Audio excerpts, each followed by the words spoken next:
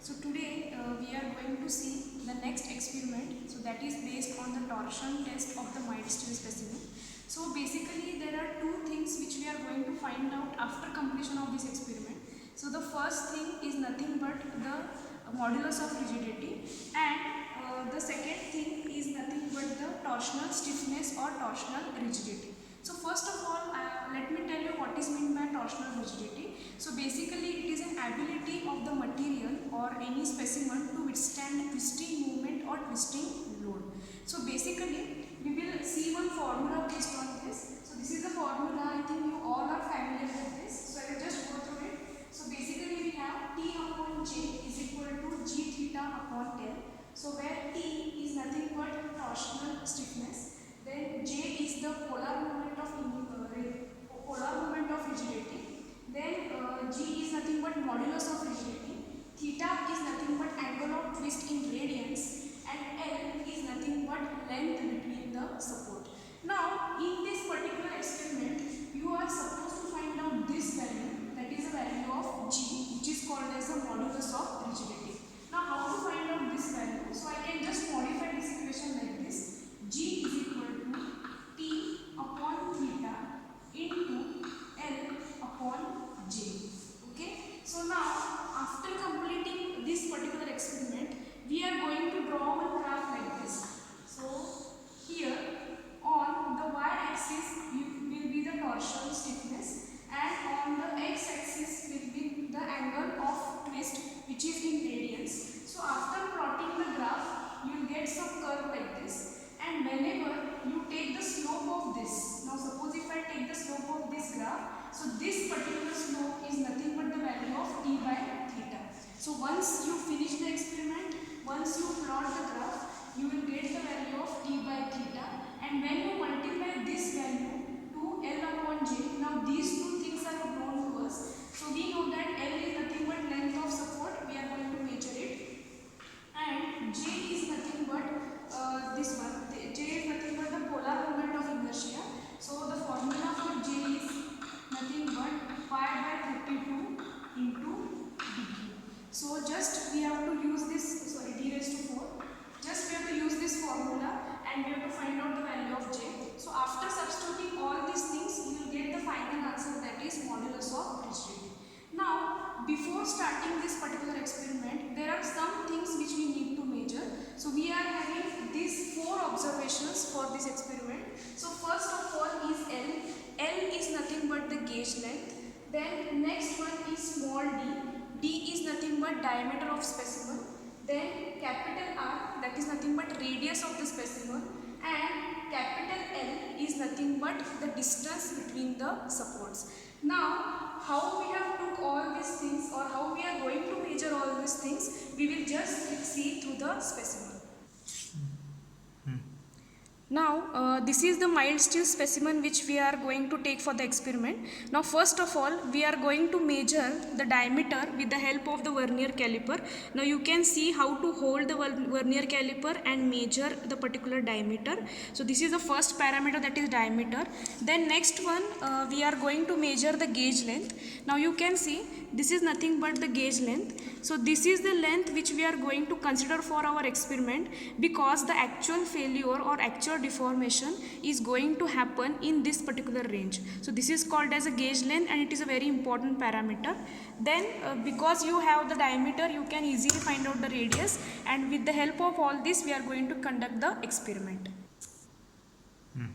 Just now we have seen the specimen and how to take the different values. So after measuring all the parameters with the vernier caliper, we have got these values. Small l is equal to 66 mm, then small d is equal to 6.9 mm, then capital R is equal to 3.45 mm, and this particular value, that is capital L, which is nothing but the length between the supports, we are going to measure on the equipment itself. Now, as I have already told you, this is a specimen, and we have taken the set of observations. We have taken the gauge length, we have measured the diameter, then we have got the radius as well. Now, we are actually going for the performance. Now, this is the setup for a torsion test. This is called as a torsion testing machine. So, let me introduce you with its components. So, first of all, you can see this is called as the dial. So in this dial you are going to get the reading for the torque which we are going to apply on this particular specimen. So as you can see here, so it is having number of divisions here. So whatever readings you are going to get on this particular dial will be in kg centimeter. So we are going to get the torque in kg centimeter. So here one division in this particular dial is equivalent to 2 kg centimeter. So one division is equal to 2 kg centimeter. So this is our dial gauge, this is our dial. Now how we are going to apply the torque? Now you can see here there are two discs. So there is disc A and disc B. So we are going to mount this specimen in these two particular discs, and then we are going to apply the torque. Now how much torque you have applied, you can see with the help of this dial. And here there are two scales you can see. So one scale is for disc A. So this scale will give you the degree of twist or theta, which I have already told you during the observation phase. So this is nothing but the value of theta in degrees. And similarly one more scale is there, which is a small scale behind disc B. So here also you will get the angle of twist. So whatever readings you are going to get, you have to just take the what difference between those, and that will give you the value of theta, that is nothing but angle of twist. And we are going to apply the torque by the means of this hand wheel. So as soon as you rotate this hand wheel, the torque will slowly be applied on that particular specimen, and correspondingly the readings will be shown on this particular dial gauge. Now before starting the experiment, we will see the observation table. Now this is the observation table for conducting this particular experiment. Now as you can see, the first value which we are supposed to find out is nothing but the torque in kg centimeter. So how we are going to get the torque?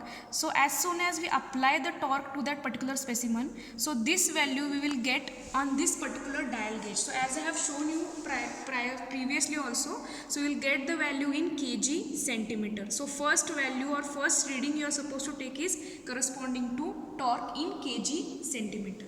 Now the next value is torque in Newton meter. So as soon as you get this value directly from the dial gauge, you multiply it by 9.81 and divide by 100, you will get the value of torque in Newton meter.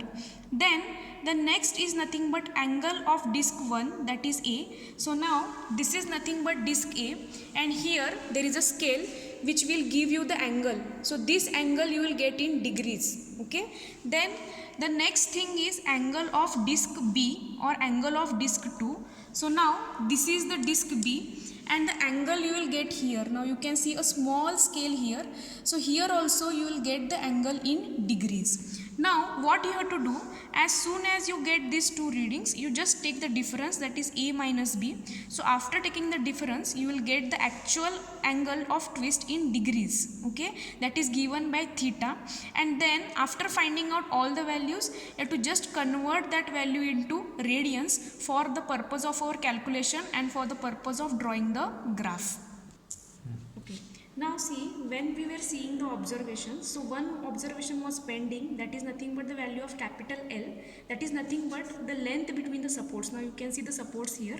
Now as we can't measure it through the vernier, what we are going to do, we are going to use a thread like this, and whenever we will mount this thread across the distance like this, you can see here, that is between the two supports, and with the help of the steel rule or the steel scale, we are going to measure. Now you can see the steel rule we are using here.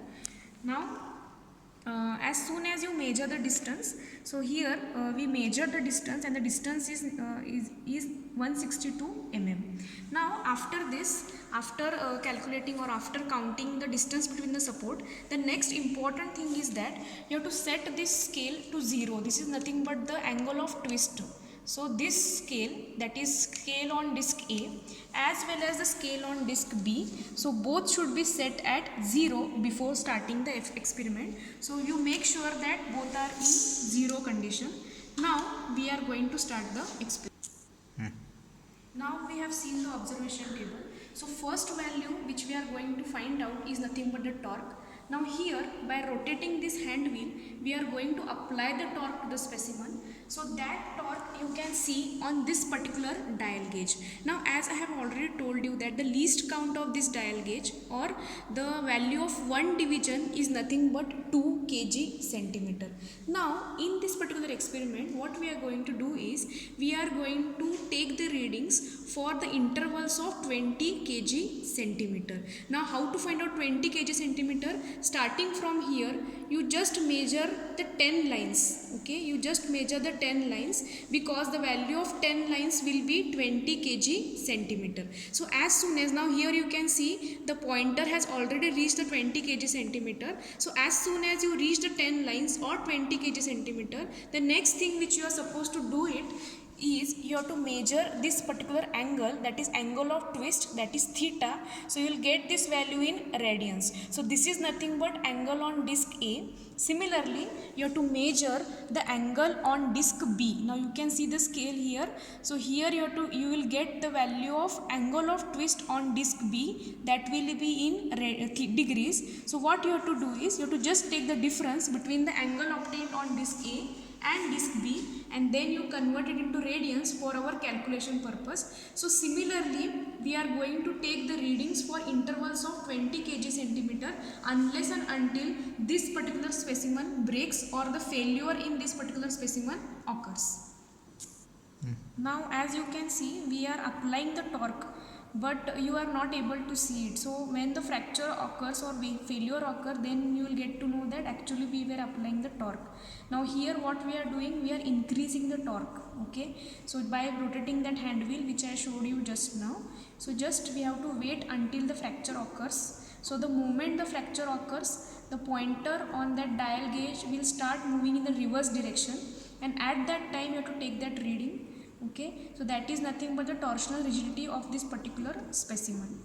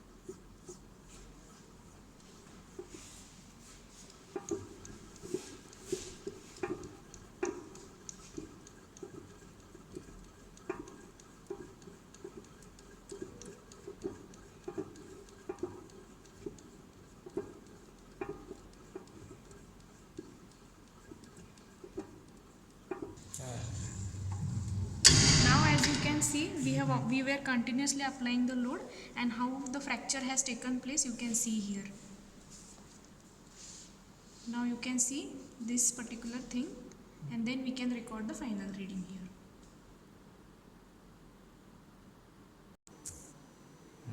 I hope you might have understood the experiment. So in the entire experiment what we did is we just recorded the values of torque, that is in kg centimeter.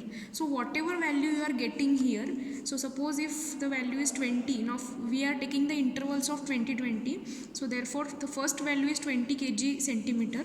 So just multiply 20 by 9.81 and divided by 100, you will get the value in Newton meter. So likewise you have to do for the subsequent reading, that is 20, 40, 60, 80 and so on. So until the fracture occurs. Now just now we saw how the fracture takes place. So until that point you have to just keep on continuing these particular readings, and then afterwards you take these two readings as well, that is angle of disc A and angle of disc B.